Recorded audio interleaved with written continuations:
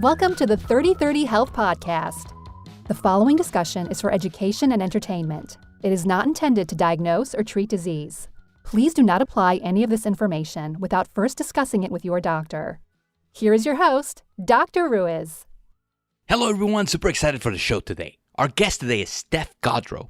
Steph's mission is to help women create bigger, bolder, fiercer lives by building health from the inside out. She's a nutritional therapy consultant, author, blogger, coach, podcaster, and the creator of the former Stupid Easy Paleo. Steph lives in San Diego with the loves of her life, her Scottish husband Z, and her cat Ellie. When she's not lifting heavy stuff, you can find her tending to her garden, standing on the dining room table to get the perfect food photo shot, getting her ass kicked in Brazilian Jiu-Jitsu, and reading about how to be a better human.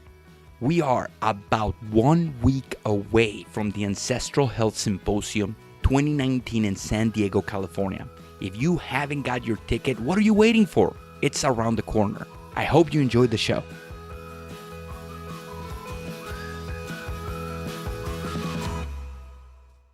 Hello everyone, super excited to be here with my good friend Steph Gaudreau. How are you, Steph? I haven't talked to you in like over a year. I know, time has flown. Time goes way too fast. It's crazy because we've never actually met in person. Not yet. Not yet. But I feel like, you're like one of my homies in this health space. Lots of cool things going on, but it's been over a year, so I'm gonna put you back on the saddle. What's your hero story? Why should people listen to you? Oh my gosh. I think, when I consider my own story and the things that I've overcome in my life, which is this really crippling negative body obsession and never thinking I was good enough and all of the stuff I'm not unique. And I think that's what makes me a superhero, is that the things that I've overcome, the things that I've been through, they're so common. And yet if I can get through it and I can come out the other side where I'm not obsessed with my body anymore, I'm not trying to consistently I'm not on a lifelong weight loss diet, right? I'm able to appreciate my body for what it can do. And I've changed the tape that's playing in my head for the most part. If I can do those things, then I think other people can do that too. And I work primarily with women and helping them understand not just nutrition, not just how to move their bodies, but really how do we see ourselves in the world and how do we limit our own potential, and how does the world around us try to limit our potential? How do we live bigger in every way despite that? So what are some of those things that you've overcome? You talked about maybe some body dysmorphia. Yeah. Oh gosh. So many of these things go back to childhood for me. I lost my parents divorced when I was really young, and my grandfather was like my father figure, and I lost him when I was about 8 years old. So I have this fear of people not being good enough and people leaving me, which drove a lot of perfection and perfectionism for me, right? Always wanting to feel like I had approval. I was well liked. I never wanted to make mistakes. I always just wanted to do things just so. And of course, if you know anything like Brene Brown, any stuff like that, you'll know that perfectionism is not coming from a place of joy and celebrating what you can do. It's really trying to protect yourself. And my stepdad, when I was pretty young, would make comments about my weight, that I was, the fat one, the fat kid, stuff like that. And that was really impactful for me. And of course, I started puberty before any of my classmates. So, I was 10 and a half and got my period and, just physically developed before everybody else, and just felt like there was always something wrong with my body, that I didn't fit in. And that really propelled me forward. I mean, I was always active in sports. When I was a senior in high school, I stopped doing any sports because I got a job. And in that year, I felt like I just, my body changed. I got bigger. I wasn't exercising as much. And so it just sent me on this, it just triggered this thing in me where it was I had to exercise to lose weight, make myself smaller. I mean, thinking back on it, I had always had some kind of low-key health issues. Turned out when I was 33, I found out I had endometriosis. So, there's all kinds of stuff going on under the surface. But I think, when I had experienced this weight gain, it was more of like I didn't fit in even more now. I needed to try to make myself smaller. And so I developed a really dysmorphic view of my body. I was never diagnosed with any kind of BDD or anything like that. I just always try to be really careful, not because I think that would be shameful, but I try not to misrepresent my experience. So I was never, any kind of mental health issue around that. However, that stuff really did impact and affect me. So I was always looking to be on a diet. I was always trying to eat as little as possible. I was on the low fat train, like crazy, always trying to exercise, weighing myself obsessively, poking at my body. Like if you know anything about the idea of body dysmorphia, there's this like preoccupation with your body, how it looks, pinching fat, poking it, just an unhealthy amount of attention that you put on yourself. And I used nutrition, right? Eating as little as possible, trying to eat low fat. And I did Weight Watchers and all sorts of stuff. I used nutrition as a way to try to control the way my body looked and to try to make it smaller and smaller and smaller. Meanwhile, using exercise to try to do the same. So these are some of the things that I went through. And I got heavily into the mountain biking world, into triathlons eventually. And those sports put a premium on power to weight ratio, which is be as light as you can be so you can go as fast as possible by developing your own power output. And it became a really great vehicle for me to try to, on the surface, you're doing something healthy, and I'm using air quotes here, by exercising, right? Exercise is one of those things that we just automatically praise in people. We're like, you're so dedicated, look at you taking care of yourself. And I've seen the ugly side of that, which is this like unhealthy attachment to exercise as a way to control my body and numb myself to, the pain of my own life, to the things that I was going through that were really hard. And so I don't want to paint a broad brushstroke and say that everybody who does endurance sports or whatever, or CrossFit or what, pick your modality, is doing it for a negative reason, because we know there are lots of great mindset benefits and helping with anxiety and helping to process emotions. And I mean, there's so many good things that come along with movement. But for me, it became a way to try to just control everything about my life. And I got to a point, and this was 2010, where I was at a race in Lake Tahoe. And my husband at the time took pictures of me after the race. We went to this really nice waterfall, and I was sort of like doing these like poses, like bodybuilding poses. And I remember getting in the car and looking at the camera and just thinking, oh my God, like I am so fat.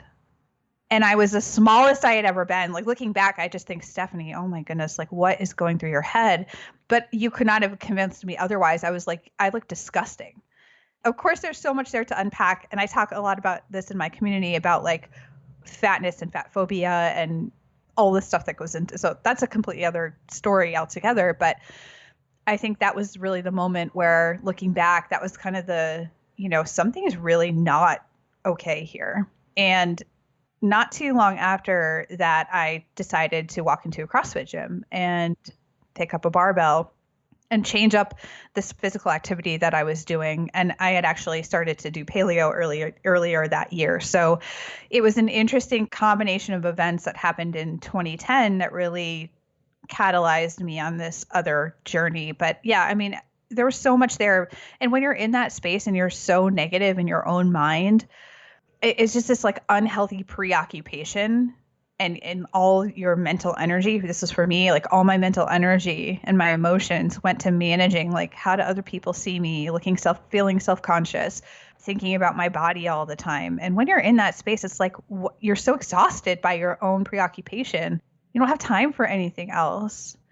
It's just exhausting. So those are some of the things that I went through and have let go of in my life. And yes, sometimes those thoughts creep back in different ways. But like I said, my story, people will be listening to this going, that's my story too.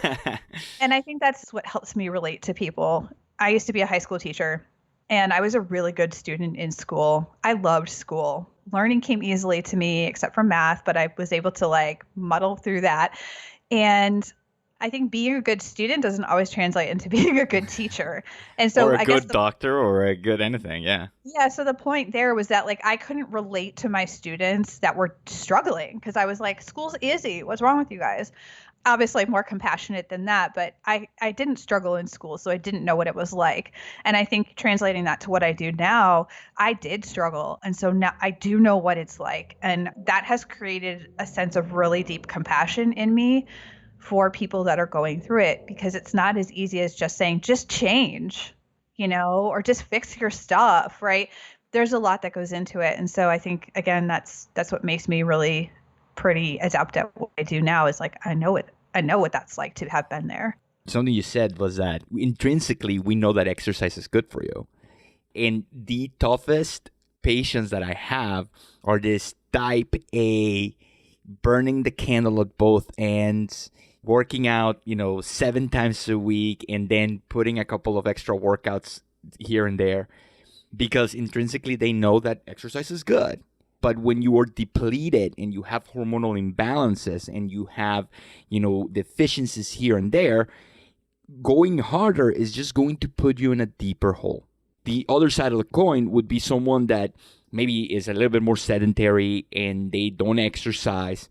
And I tell them, you know what, we need to do some exercise. We need to start exercising that this is, we're going to get your energy back up.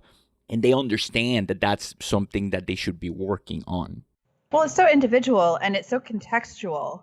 And that's what I try to really help people with is understanding that even for the same person, right? You may have in your past been a bit more resilient and had less stress. And so you could do a bunch of high intensity exercise or like really long endurance training or whatever it is. And something's changed in your life. Your health has changed, your lifestyle has changed, your stress levels have changed. And that methodology that schedule, that modality of exercise is no longer right, at least right now, appropriate for the space that you're in. And that's really difficult for people to be flexible in their minds because it's interesting how our culture associates exercise with weight loss when in fact we know that there's so many other things that go into weight loss and weight management and body composition and stuff like that, where we just tend to harp on like exercise as being the magic pill for that. And so it becomes really hard for people to disassociate from that. And they think, okay, well, if I stop exercising, I'm going to gain weight. And again, gaining weight in our culture is like the worst thing that you could possibly do. And so it becomes this battle of like, I don't want to go back to that place where I, was bigger than I am now. And so therefore I can't let it go. And you're right. Like as somebody who is admittedly quite type A, that was where I came from things too. I was like, well, if a little is good, then more is going to be even better. That's how we think, and just to do a little bit of like a comparison, same thing with diet. The healthier you are, the more latitude you have to maybe cheat here and there, and someone that is really sick is not going to have that latitude. And maybe, as the continuum of health progresses, maybe, you start with like an autoimmune disease and you have to do like an autoimmune paleo protocol or something that is quite restrictive. You put that into remission and maybe you can have some chips and salsa every once in a while. But again, this mentality of more is more. We have a second problem, not only with like a body dysmorphia-like mentality, but, orthorexia, where you become obsessed with eating clean that you start making yourself sick. It's difficult because the truth lies somewhere in the middle, and that's not sexy. That doesn't sell books. That doesn't, that doesn't, put likes on your page. You have to be kind of like controversial in order for people to get motivated to have a reaction. And sometimes the message is just so strong that it kind of causes ripples that are not beneficial in the long term. I'm always talking about the unsexy stuff. So, and I always kind of joke around that if I was like really, and you see this a lot on Amazon, you see that there are the people who are like, oh, what's the latest thing, like celery juice. Okay, I'm going to write a bestseller about celery juice. And I'm like, come on, man. You weren't even interested in that 3 months ago, but it's just chasing the trend. And if I was the kind of person that could sleep at night knowing that I was chasing those trends, like what people choose to do with their lives is up to them. But I just know what I would not be cool with doing. And so I do now really walk in that kind of middle area where I'm like, guys, like, let's not forget the really important stuff is basic things. These are basic things, but you have to implement them consistently to some degree in order for them to work. And again, it's kind of that all or nothing mentality, right? Like I just wrote a post about falling off the wagon and why this term is not useful for people.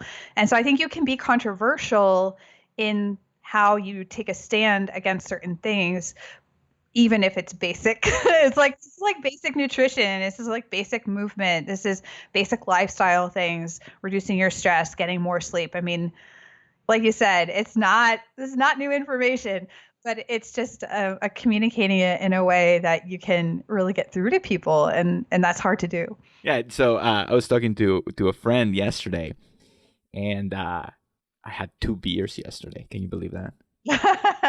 They were gluten-free though. You're a rebel. Yeah. So, every once in a while, last night I went out and I was like, you know what? I want a burger, some fries, and I want to have 2 gluten-free beers. And we went out and I had a really nice gluten-free burger and some fries, probably cooked in peanut oil, and 2 beers. And guess what? I feel amazing. Is that something that we should do every day? Probably not. Was that a healthy, conscious decision or a healthy choice? Probably not the healthiest thing. But guess what? I wanted that. And my continuum of health right now allows me to have that and be perfectly fine the next day. So it's okay. It's when we start obsessing over everything that it becomes kind of unhealthy. And I'm not trying to kid myself, having that meal last night, that was not the best meal that I could have had. I could have had a salad. But being able to separate yourself and allow things like this to happen every once in a while with complete consciousness. And that's where the sexy part doesn't fit, because I'm not advocating that burger and beers are, our healthy lifestyle. It's just something that happens sporadically at that moment that I felt I could not derail my health forever. And how do we find that balance? Where, because like how the hell are we comfortable enough to go on a podcast and talk about this? I'm not perfect. Without making it a habit and without beating myself up about it for the week, and then, I gotta work out 5 times this week because I had a burger and 2 beers. Yeah. I mean, I think there's a couple things. First of all, the stress of I need to eat perfectly. Like you said earlier, even the orthorexic tendencies that we're seeing a lot of right now, that stress is probably more damaging and impactful in a negative way than the peanut oil that your fries were fried in, to be quite honest. And I think that stress cannot be underestimated. And I think there's a huge aspect of the for lack of a better term, like the morality that we put on food, like this food is good, this food is bad. And this is tough, right? We know like there's nutrient density. We know there's differences with foods, inflammation. We know we could talk about the micronutrition, the balance of macronutrients. Like we could really slice and dice this idea of food as much as we want, because people like me and you are into this, and like we're interested, and we can then disseminate that information to our client, like your clients or the people that I work with in my community. But we also don't have to give them all of the things to think about all the time. And I think that's the problem, is that information is so readily accessible that it is possible for people to really like stress themselves out about things like lectins or oxalates.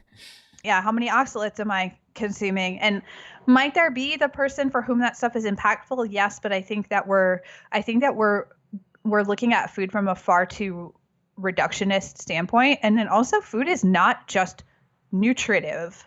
Food is cultural. Food is social. Food is sometimes how we comfort ourselves, and that's not always a bad thing.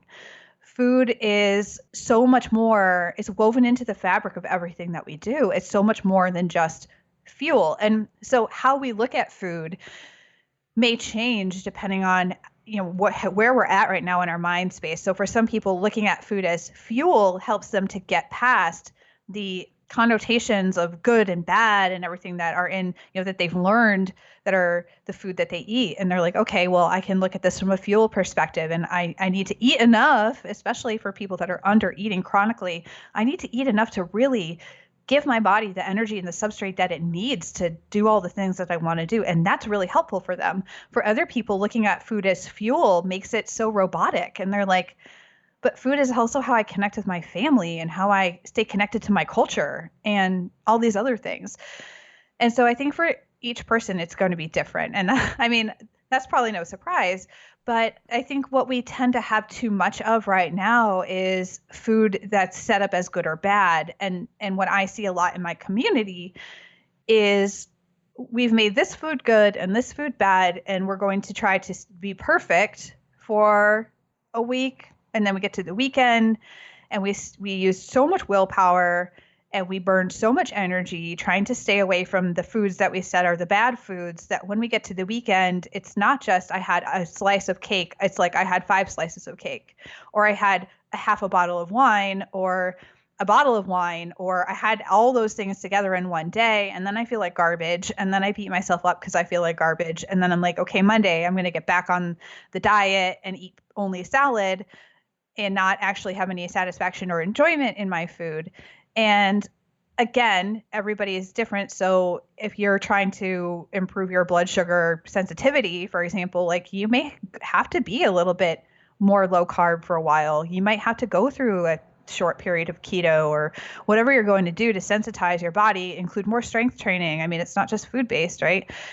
But when we get to that point where we're not sort of like in the triage phase, we continue to carry those things forward. And I know people that are, pretty stable in their food, like what they're eating every day. They've got that down pretty well, but they're like freaking out about there was sugar in this or a little bit of whatever in that. And I'm like, that's not probably that impactful for you. It's the worrying about it and the setting yourself up for the binging and then the restriction and then the binging and then the restriction. That's probably more impactful. And can we get to a place, and this is, obviously more intuitive eating, but the way I operate my life is like, and this is probably what you did. You were out, you're like, okay, this sounds really good right now. I'm just going to eat the thing. Like there was no. I was actually on my couch. Okay, so you were like, TV. hey, yeah, this sounds good to me right now, right? I'm going to go out and get this. Like I just want this. And I think that when that's a small percentage of our week, that's okay. Like you know how much energy I spend every day telling myself that I can't eat chocolate? None. I spend no energy because I don't have that conversation. Chocolate is always on the table for me.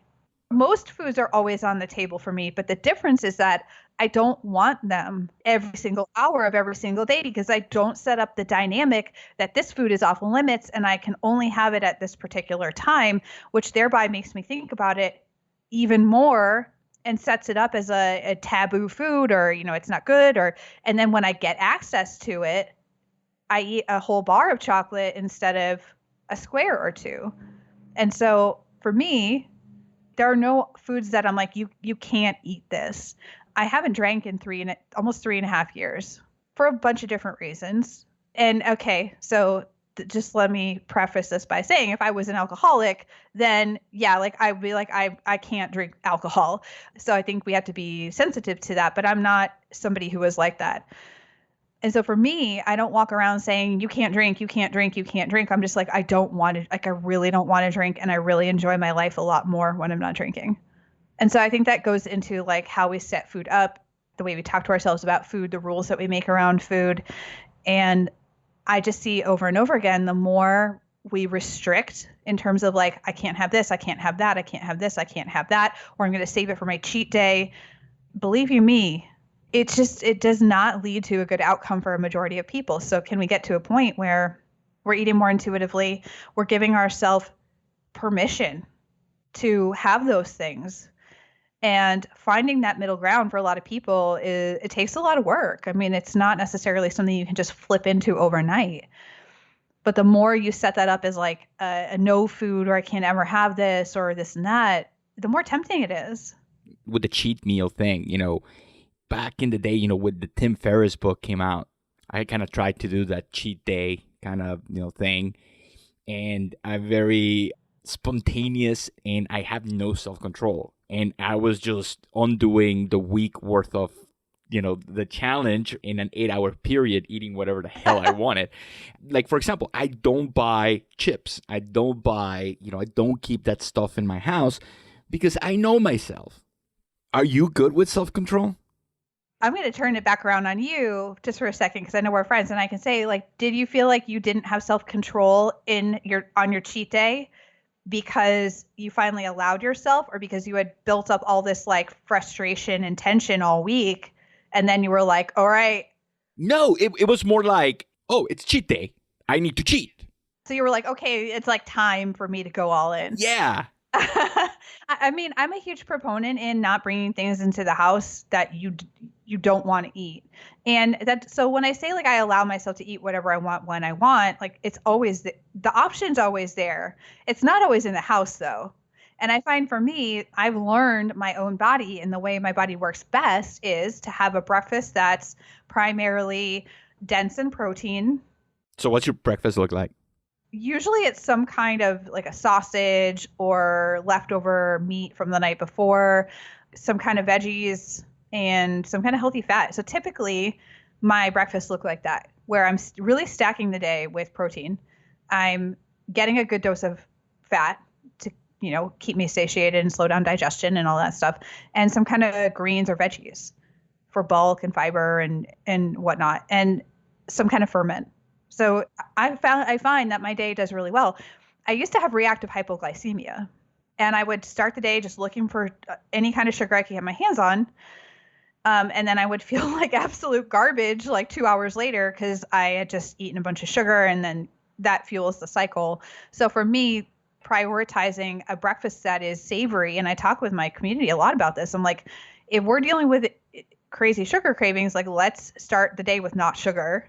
And if we're in that hypoglycemic state, like we got to be a little bit smart about how we're going to do that. But for a lot of people, just switching where they're like, I'm not eating essentially a pastry for breakfast or something that's really sweet that's going to kick that craving off and probably be very low protein and not very satiating, really helps. So that's typically what I do. I know that I have certain foods that for me are kind of like, I'll eat the whole bag. This happened not too long ago. So the food that I always talk about is Trader Joe's dried mango.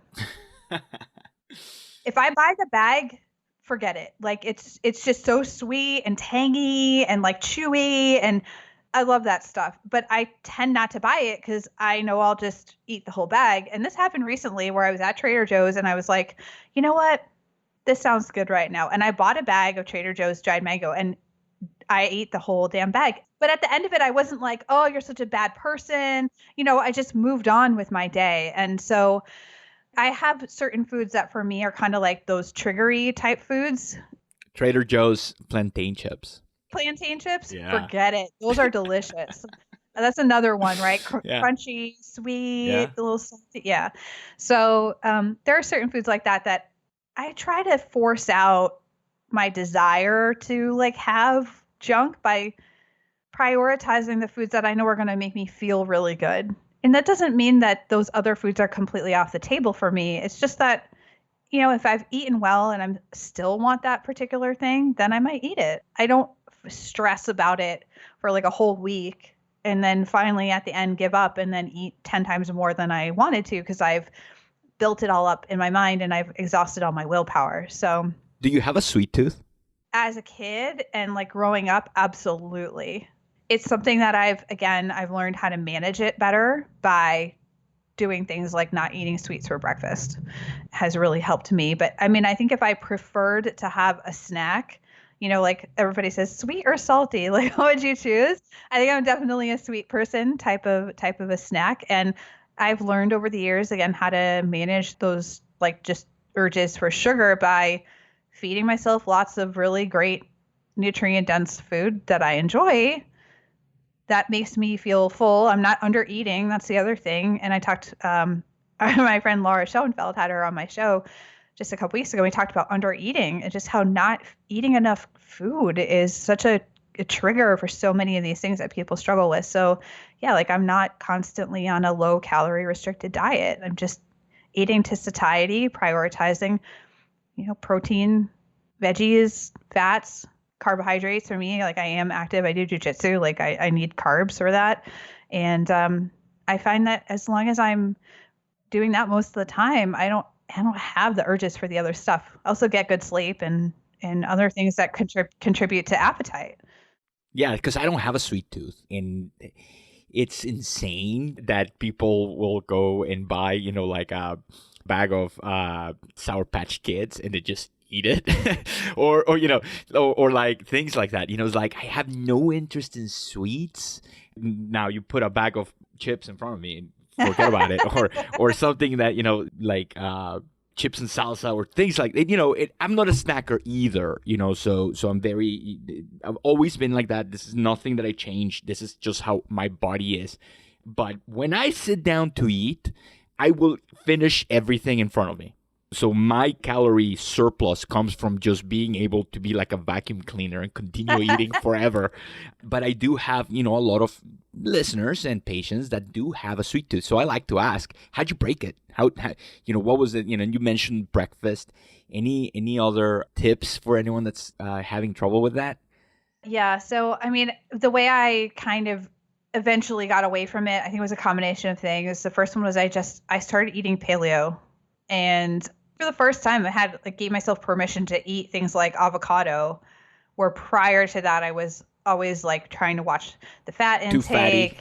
Yeah, like I would have, I'd go get a Subway sandwich, they put like 2 slices of like the razor thin avocado on it, and I would scrape it off, I wouldn't eat it because I was really concerned about fat.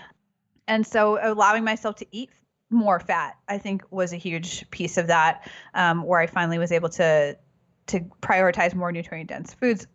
There was a period of time where I tried to really be really conscious of my sugar intake for like a month and just limit it quite a bit. And I think that helped too, to just create the detachment from it of like something that I need all the time. But when I work with people, I mean, that's one of the first things I recommend is like, instead of switching every meal or instead of counting, analyzing every single label, because people are different, right? Some people really like a gradual approach to change, and lifestyle change and how we approach change cannot be left out of this conversation when we're talking about how do we get people to switch the way they're doing things. And I found I'm a very like rip off the Band-Aid, cold turkey kind of person. I'm like, okay, you want me to do this? Good. We'll like clean out the kitchen tomorrow. No big deal. Most people do not operate from that point of view. And a lot of us are living either alone or we have maybe a partner who's totally on board. That's pretty easy too. Trying to move a family of 6 into this new frontier can be really difficult, right? Because everybody's got their own likes and dislikes and their own ways of operating. So you got to know, who are you? How do you best operate? How do you best deal with change?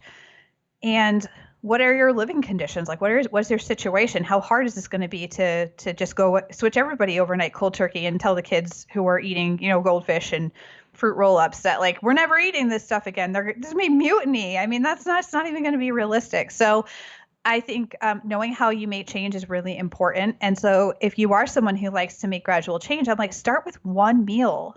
You don't need to start with 3 meals out of your day. Start with breakfast and start eating some breakfast if you don't normally eat breakfast. And fasting aside, like I really have the opinion and perspective that we need to master the basics before we get fancy. And yes, again, there are going to be people for whom, a time restricted eating and cutting that window down is going to be helpful. But I think for the vast majority of people, just getting regular meals in the sense that we're eating 2 or 3 times a day is really important. And master the basics. Like, can you make a basic meal? And start with breakfast. I know getting out of the door in the morning is not the easiest thing sometimes, but set your day up with that meal and see how you feel. We talked a little bit before. My listeners are never going to get to listen to my pre-interview chats, and they're so controversial. And maybe we'll do a best of, and I'll put all the juicy details that we talk about.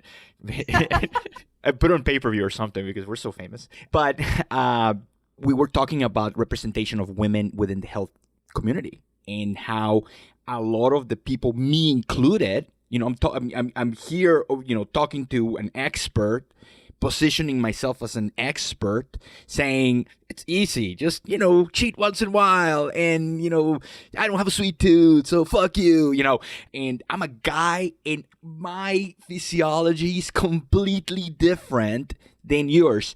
And more importantly, the people holding this health conversation happen to have an XY chromosome, and our physiology as guys is a little bit more forgiving when it comes to fasting. But because we have loud mouths and people follow, our writings, I fast every day. I've been doing intermittent fasting since 2010. And I prefer to be in a fasted state in the mornings.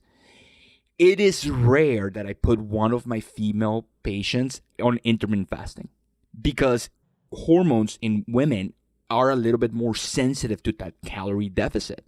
But because you have all of these guys kind of like pushing the narrative, talking about how well they feel with intermittent fasting, now we have women that could have Hashimoto's thyroiditis, that could have reactive hypoglycemia, that could have all of these different things that are going to get worse with fasting, trying it because I have a loud mouth and I talk about it because it's useful for me. It is frustrating that I have people come in to my practice. I go, okay, we're going to do this paleo template. And then they're like, okay, so what should I have for breakfast? And it's frustrating for me because I am not set up. It is not conducive or easy for me to give my patients a meal plan. It's very difficult because that's not what I do. I'm not a professional when it comes to that. And the idea of breakfast, at least in my eyes, is so backwards. Who wants to wake up and chew on something soggy and sweet first thing in the morning? Like, cereal makes no fucking sense to me. And I don't understand. Why would you want to chew on something cold and soggy? So then they'll ask, so what do you have for breakfast?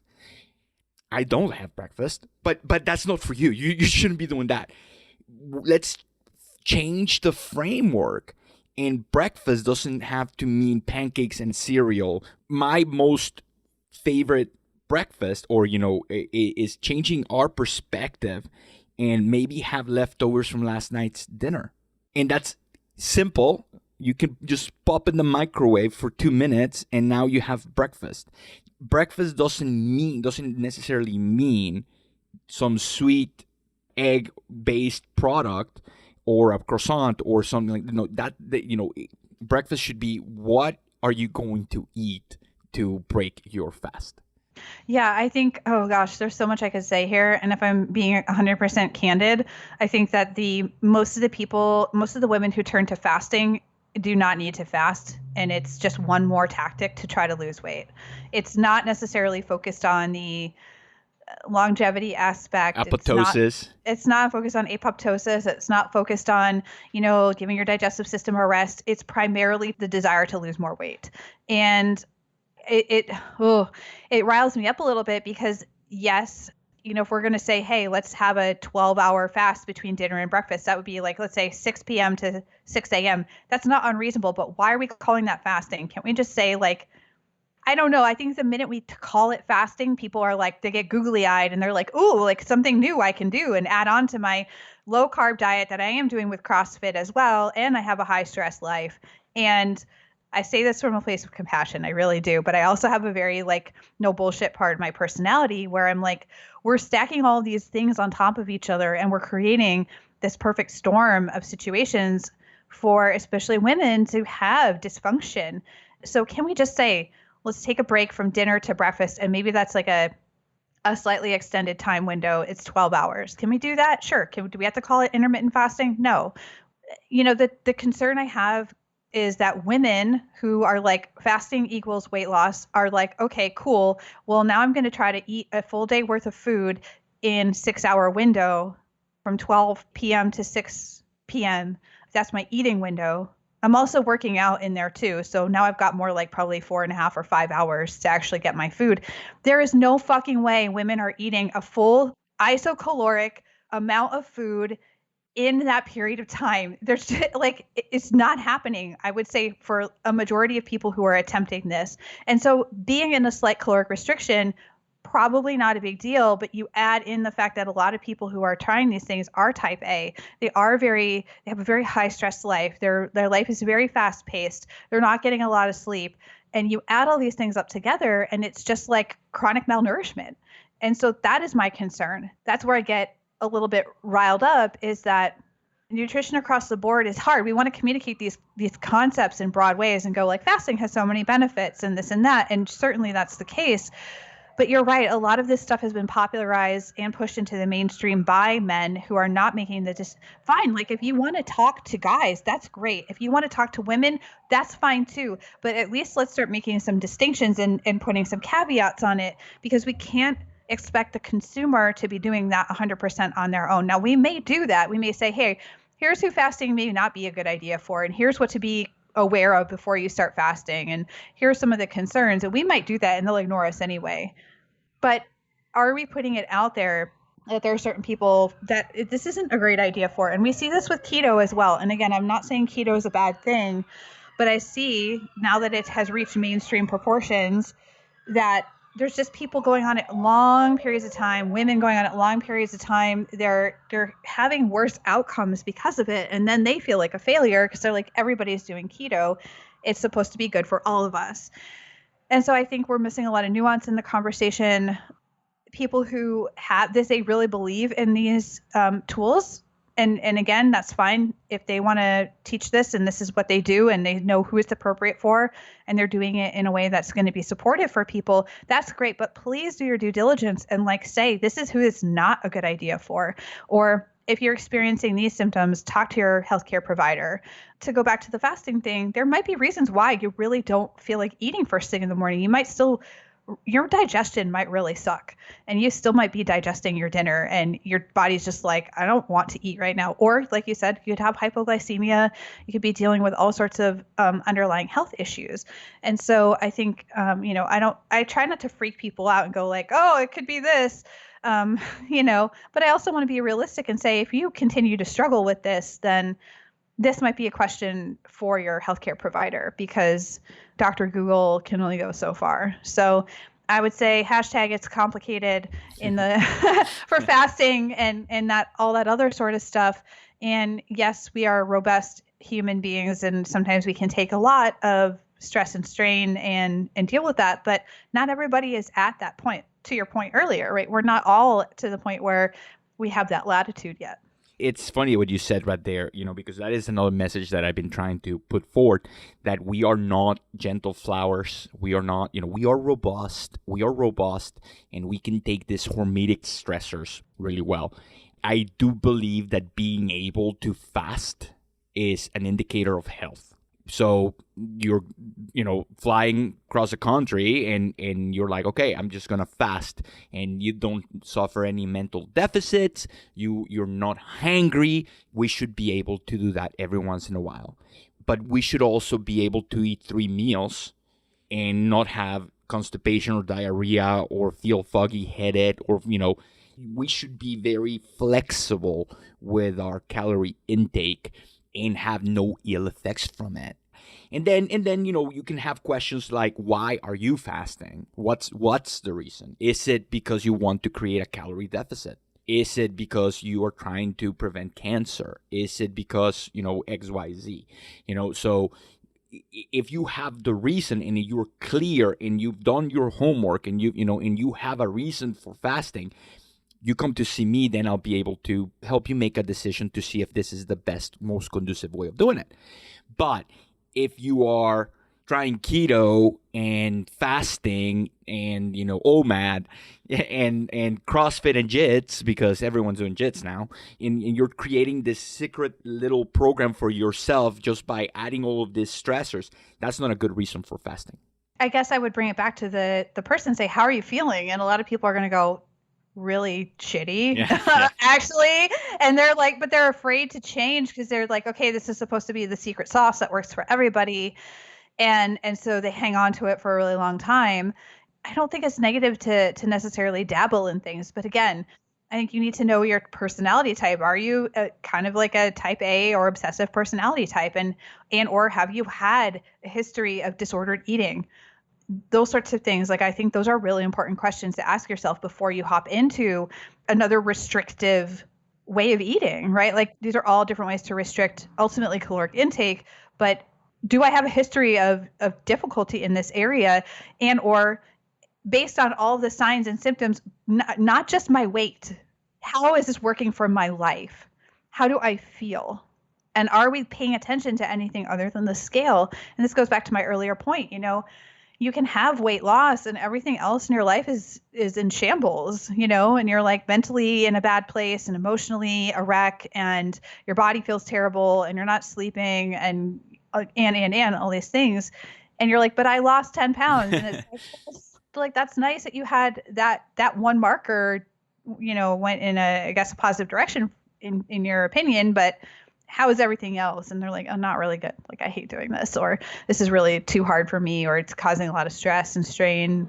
And I think we had to remind people that it's not just the scale outcome, right?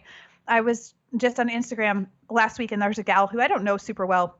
I met her at a business event in May, and she posts so many amazing videos of herself working kettlebells. She's lean, muscular, jacked. I mean, you name it, strong. Like, and I don't know her well. And so, I had this assumption that this person is quite healthy. And she posted publicly the other day, like, she's dealing with Hashimoto's, she's pre-diabetic. There's a lot of things going on. And I'm like, okay, so I thanked her for being open about this, because I was like, you prove my point that we cannot assume somebody's health just by looking at them. And just based on how she looked, you would assume that this person is in perfect health, and she's not.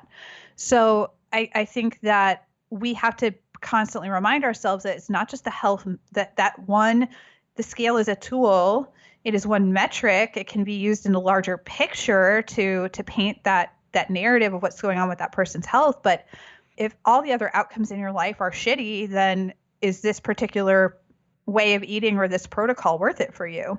Yeah, so I don't want to keep you forever, but we need to talk about your book, because I can talk to you for 2 hours, but I'm being respectful of your time. So you're having a book launching hopefully this week. I will publish it. So what made you think to yourself, like, you know what? I'm going to write a book. This is the second book that I've written in print. I had a book 4 years ago called the Performance Paleo Cookbook, and that was a continuation of my ebook that I wrote in 2014, which is called The Paleo Athlete.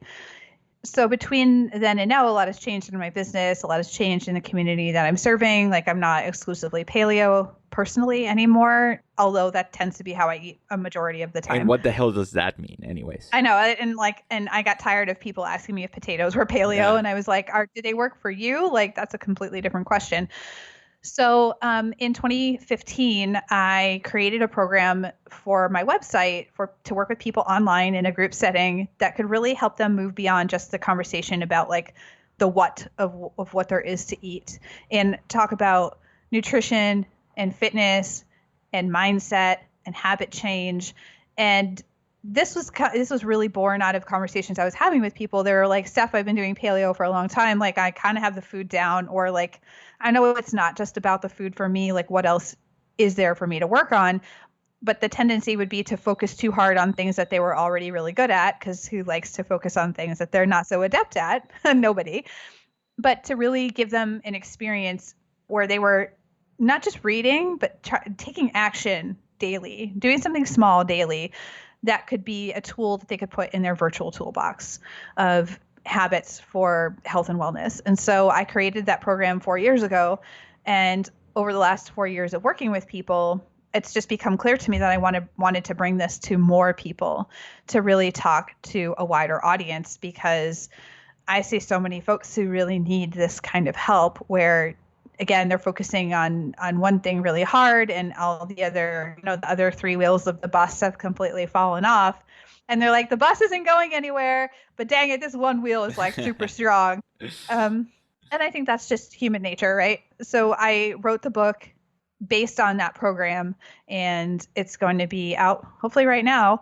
And it's really this 4-pillar approach, which is not unique. I mean, so many people have 4 pillars or something like this, where they have their like fundamental things that they help people work on in different areas of their life. My 4 are eat nourishing foods, move with intention, recharge your energy, and empower your mind, because really mindset plays into all of these things with the intention of embracing your body and owning your power.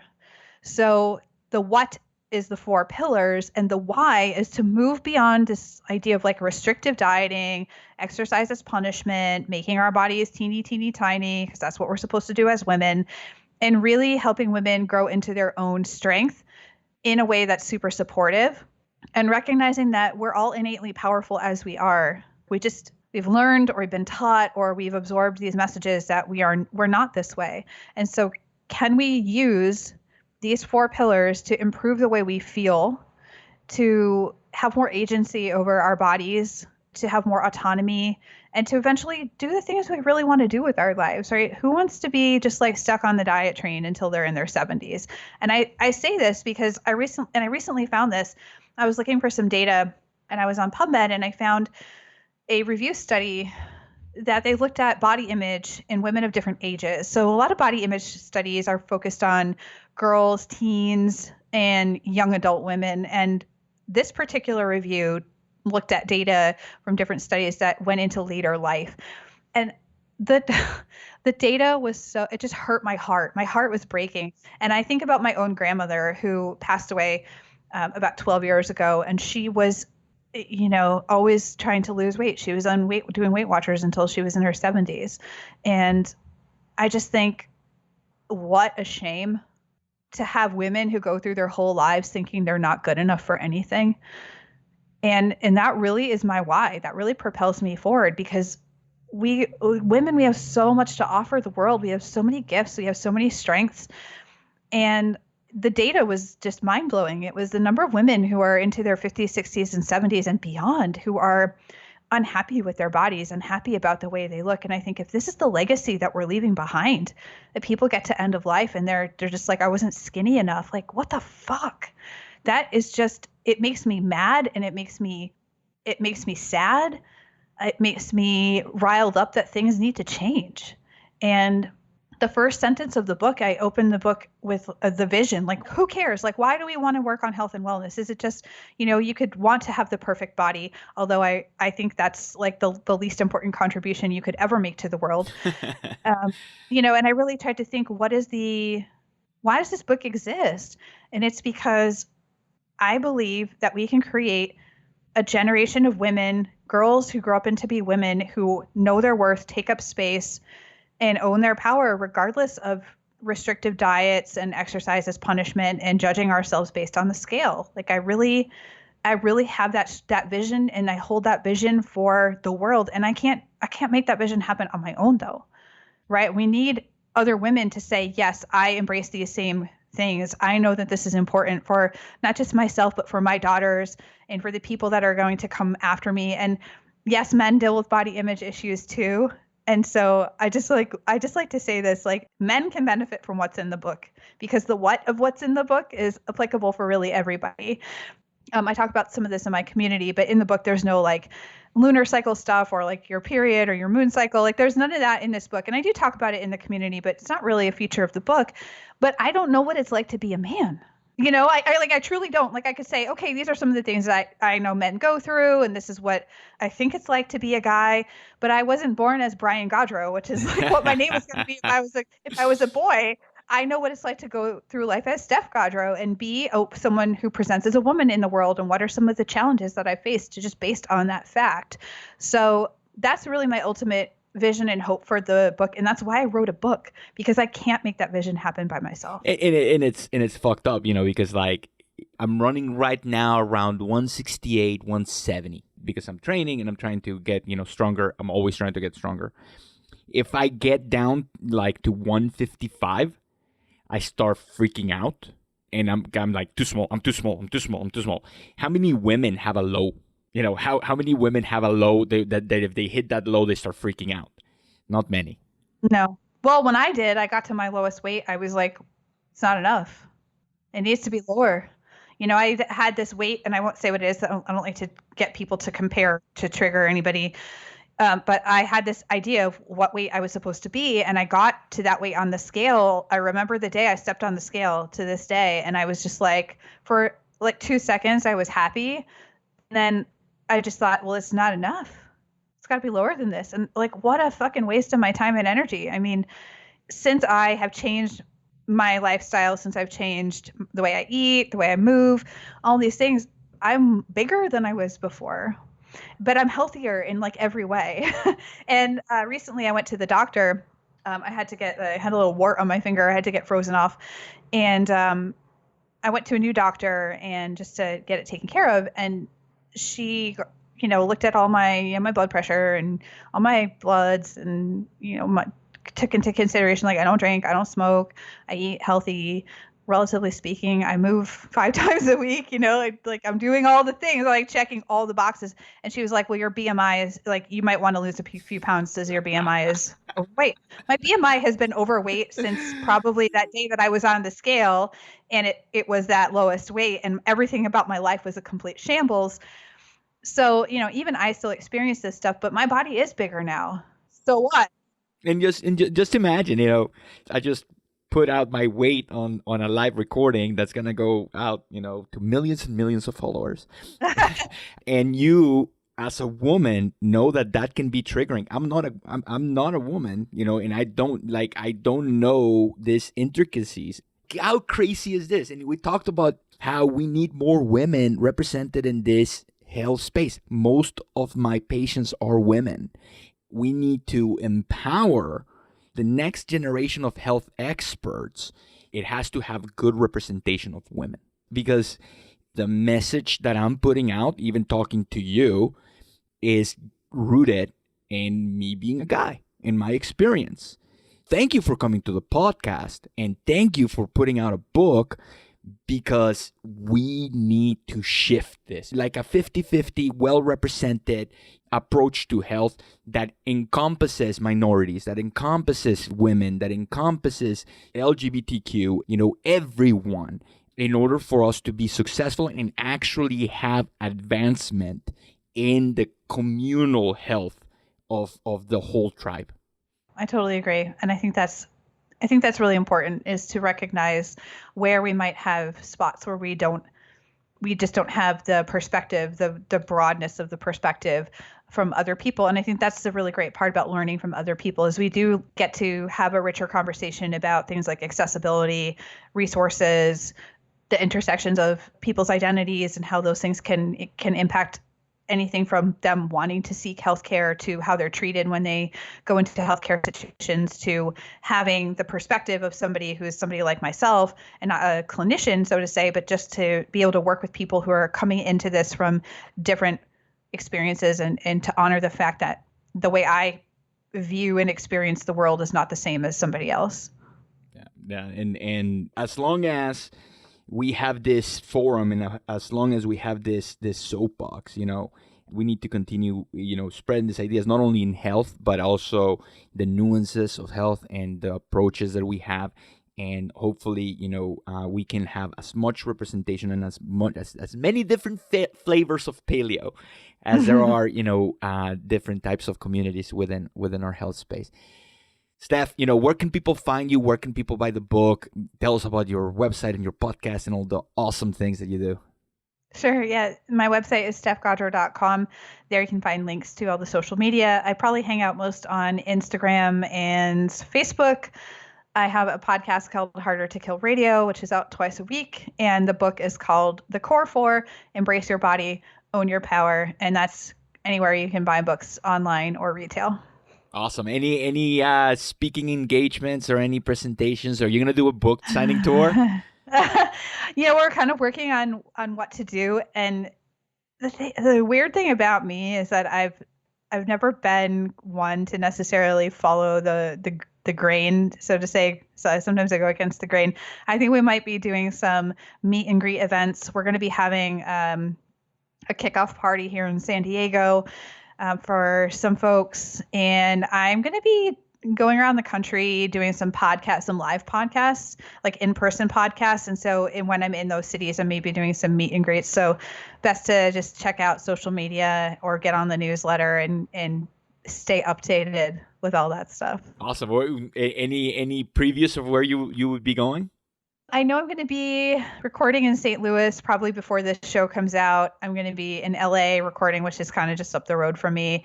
I definitely need to make it back to the East Coast and to my home state of Massachusetts at some point. And I need to also make it up to the Minneapolis area. I guess I hope like a lot of people who follow me in Minneapolis, and then most likely Portland, because Portland's an amazing city. We've got some friends there, and it's never a bad idea to go hang out in Portland for a little bit. And then I may be attending and hanging out at AHS in San Diego. So we'll see. Hey, if you make it to Phoenix, let me know. Hit me up. We can go out for barbecue. I sure will do. I love Phoenix. Or barbecue or Mexican. I don't know. I don't know what would be better. Maybe we'll just fast. No.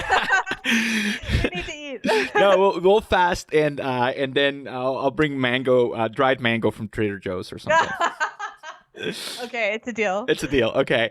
Awesome. Thanks for coming on the show. Always a pleasure, and thanks for being my friend, and that's awesome too. Thanks for having me back. I appreciate it. I'll talk to you soon.